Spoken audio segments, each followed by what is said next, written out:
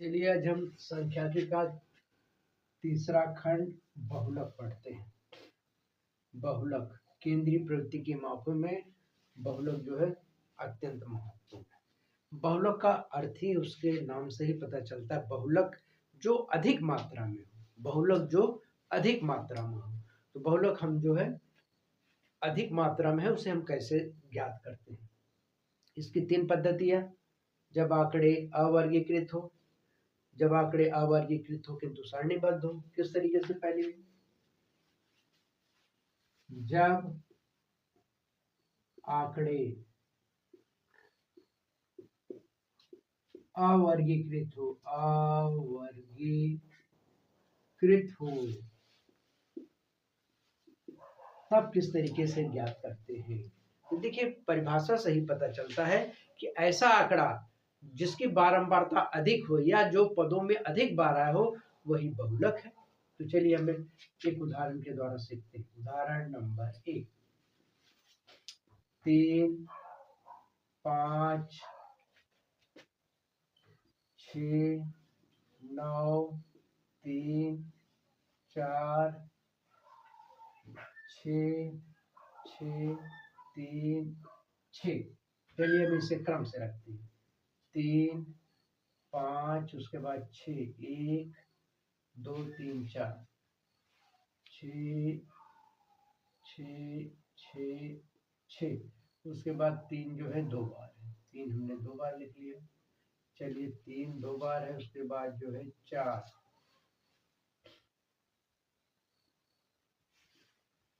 जो है रुक गया। चलिए देखने से ही हम पता चलता है कि 3 जो है ये 3 बार आया है, तो इसको ऐसे लिखते हैं 3।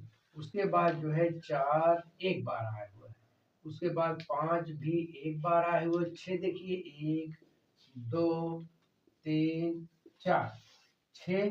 उसके बाद भी जो है 6 के बाद जो है 9 है, 9 जो है 1 बार आया हुआ है। कितने हुए? 1 2 3 4 5 6 7 8 9 10। 1 2 3 4 5 6 7 8 9 10। तो हम देखेंगे कि 6 जो है 6 की बारंबारता, 6 की बारंबारता 4 है। इसका मतलब ये 4 बार आया हुआ है, 4 बार। अतः बहुलक 6 है। चलिए उदाहरण नंबर 2 से देखिए। 2 3 4 2 3 4 2 2 3। अब आप देखिए इसमें आप देखेंगे क्रम से रखेंगे। 2 1 2 2 1 2 3। तो 3 कितनी बार? 1 2 3 3 बार, 3 बार आया हुआ। चलिए एक और 2 बार, तो 1 2 3 4, 3 जो है 3 बार, 1 2 3। उसके बाद भी 4 जो है 2 बार आया हुआ, 4 4। चलिए भी 4 4 1 2 3 4 5 6 7 8 9 10। 1 2 3 4 5 6 7 8 9। एक कोई आंकड़ा रह गया, भी आंकड़ा रह गया 3 1 2 3 बार, 3 बार 1 2 3। 2 कितनी बार? 1 2 3 4 5 बार, 1 2 3 4 1 बार और रह गया भी 1 2। तो आप देखेंगे 2 जो है 2 की बारंबारता 5 है। अतः बहुलक 2 है।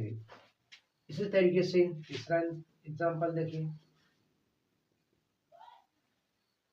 3 4 7 5 7 2।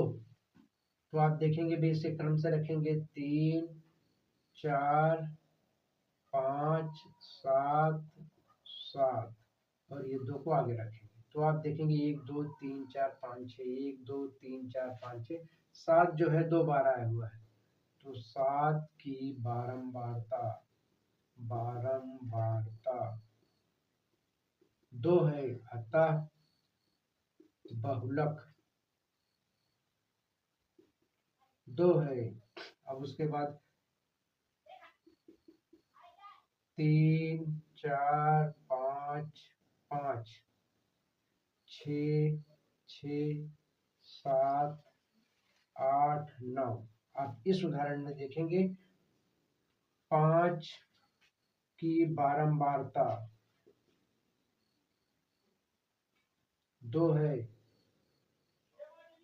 6 की बारंबारता 6 की बारंबारता ये भी 2 बार है, अतः बहुलक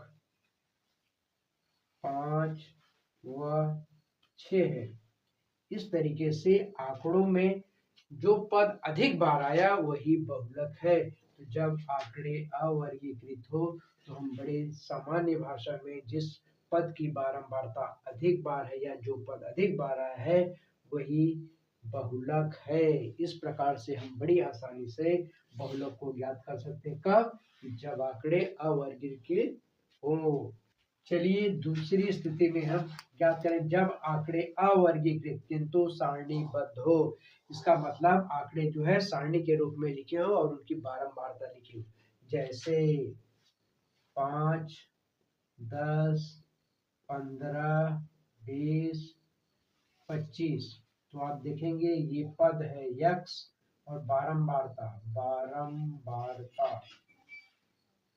तो बारंबारता है ये जो है 2 बार, ये 3 बार, ये 4 बार, ये 5 बार और ये 3 बार। तो यदि हम ध्यान पूर्वक देखें तो 5 जो है 2 बार आया हुआ है, 10 जो है 3 बार आया हुआ है, 15 जो है 4 बार आया, 20 जो है ये 5 बार आया है अधिकतम। तो 20 पद की बारंबारता जो है 5 है, अतः बहुलक 20 है। चलिए दूसरा एग्जांपल देखिए।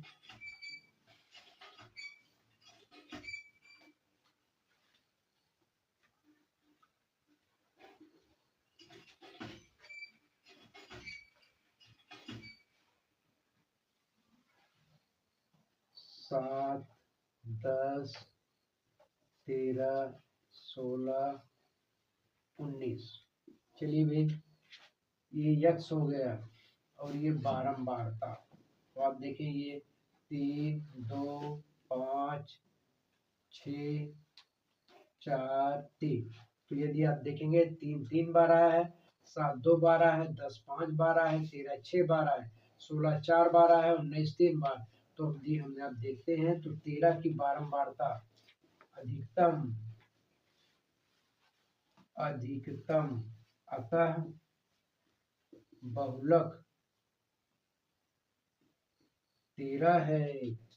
चलिए भी तीसरा एग्जांपल आप देखिए इसी तरीके से 7 10 15 18 20 25। यफ ये 3 2 5 3 4 1। 7 जो है 3 बार आया है, 10 2 बार आया है, 15 5 बार, 18 3 बार, 20 4 बार, 25 1 बार। तो हम यहाँ देखते हैं ये अधिकतम बारंबारता है, अधिकतम। तो पद जो है 15 है, तो 15 की बारंबारता अधिकतम 5 है, अतः बहुलक 15 है।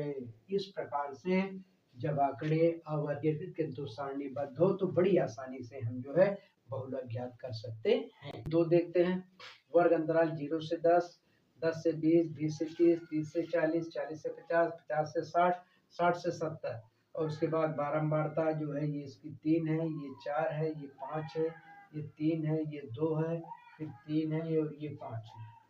चलिए भाई तो सबसे पहले हम देखते हैं कि कौन सा पद जो है अधिकतम बारंबारता है। तो अधिकतम बारंबारता वाला जो है इसे F0 कहे, इसे F1 और इसे हमने F2 कह दिया और इसके ऊपर का मान जो है हमें 20 प्राप्त हुआ। तो अब हम लिखते हैं L बराबर 20 F1 बराबर 4, F0 बराबर 5, F2 बराबर 3 और उसके बाद सर्वांतर जो है भाई ये 10 है। तो फार्मूला हमारा होता है बहुलक बराबर बहुलक।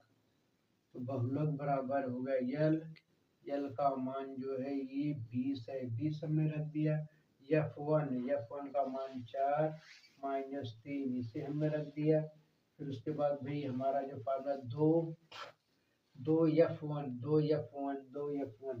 तो F1 का मान जो है 2 गुणे 4, F0 का मान 5, F2 का मान भाई ये 3 हो गया। तो चलिए ये 20, ये हो गया 1, ये हो गया भाई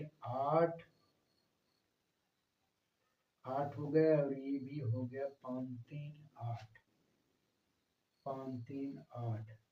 चलिए 5 3 8 F2 इसको हम 2 बना लेते हैं, तो ये जो है F2 का मान हम ये 2 कर देंगे। तो ये 2 गया 5 2 7 हो गया, क्योंकि ये उसके बाद जो है सर्वांतर का मान जो है ये 10 है। तो सर्वांतर का मान यदि ये 10 है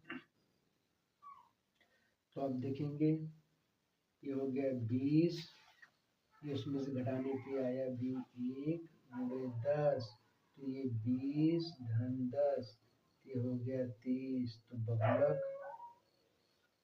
हमें 30 प्राप्त हुआ। ये उदाहरण 3 में हम देखते हैं।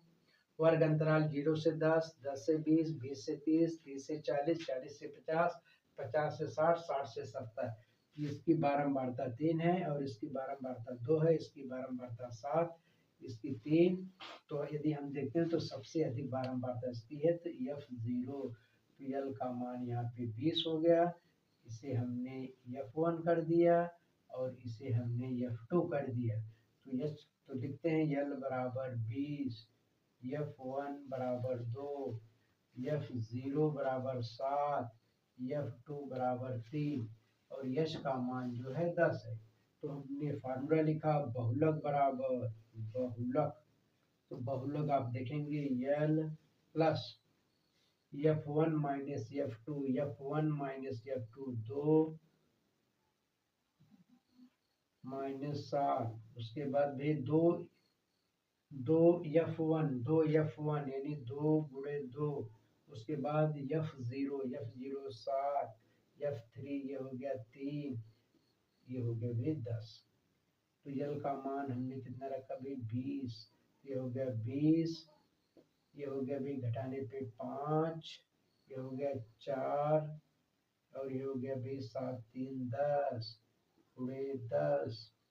तो आप देखेंगे 20 माइनस 5, ये हो गया माइनस 6, ये गुणे 10, ये कट गया भाई, ये कट गया, ये हो गया 20, ये हो गया 50/6।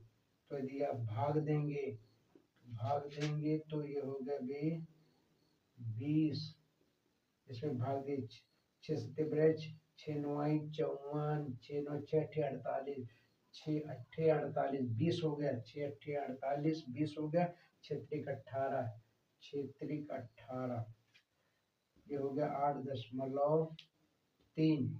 तो ये इसको जोड़ेंगे 20 8 28.3। तो बहुलक हमें 28.3 प्राप्त हुआ। चलिए आप देखिए 0 से 10 की बारंबारता 3 है, 10 से 20 की 4 है, 20 से 30 की 5 है और 30 से 40 7 है, 40 से 50 2 है। तो इसमें सबसे अधिकतम पद 7 है, इसे हमने F0 माना और इसे F1 मान लिया और इसे F2 मान लिया। तो सर्वाधिक पद जो है 7 है, तो इसको हमने यल मान लिया, ये 30 हो गया। तो आप देखेंगे यल बराबर 30, F1 बराबर 5, F0 बराबर 7, F2 बराबर 2, यच का मान जो है सर्वांतर जो है ये 10 है। तो यदि हम लिखते हैं फार्मूला यल बराबर 30 धन क्या भी F1 minus F0, F1 minus 5 minus 7, इसे हमने लिख दिया। फिर हो गया भाई 2 F1, इसका मतलब 5 माइनस F0 7 माइनस ये 2 हो गया, ये यश का मान जो है 10, इसे हमने लिख दिया। ये 30, इसको घटाने पे -2 प्राप्त हुआ। और ये 5 दूनी 10, ये 10 और 7 2 9, ये गुणे 10, ये हो गया भाई 30, ये हो गया -2, ये 1 गुणे 10। तो आप देखेंगे तो ये 30 माइनस ये हो गया 20, तो ये 10। इस तरीके से बहुलक हमें 10 प्राप्त हुआ।